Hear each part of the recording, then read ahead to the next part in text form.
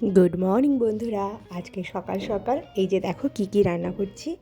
সকালবেলা রান্না করছি হচ্ছে মূলো দিয়ে আর শুধু মূলো আর টমেটো দিয়ে পার্শে মাছের ঝোল করছি।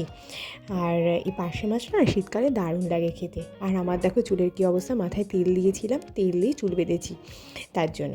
আর হ্যাঁ, এখানে একটু মটরশুঁটিও দিয়েছি। এগুলো মানে দিলে না একটা আলাদাই টেস্ট হয় শীতের সবজিতে।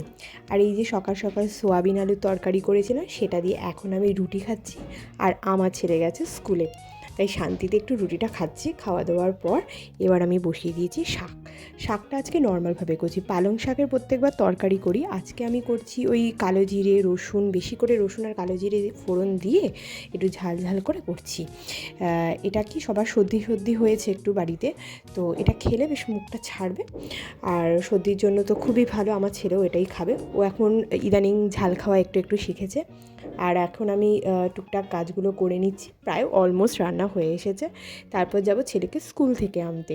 তাকে স্কুল থেকে আনার পর আমি আর অন্য কোনো কাজ করতে পারি না, তো আমি ওই জন্য সকাল সকাল রান্নাবান্নাগুলো মোটামুটি সেরে কিচেনটাকে পরিষ্কার করে নেওয়ার চেষ্টা করি। তারপর গিয়ে ছেলেকে আনার পর ওর সাথেই আমাকে দৌড়াদৌড়ি করতে হয়, কারণ ওকে এক মিনিটও যদি আমি আলাদা রাখি কিছু না কিছু গণ্ডগোলও করবেই।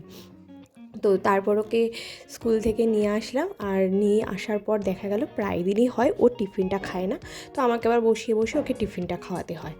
আর এই দেখো আমার মাছের ঝোল অলমোস্ট রেডি হয়ে গেছে, লাস্টে ধনেপাতা দিয়ে নামিয়ে দিলাম। ঝোলটা বেশ কটকটা হয়েছে, বেশ খেতেও খুব ভালো লাগে।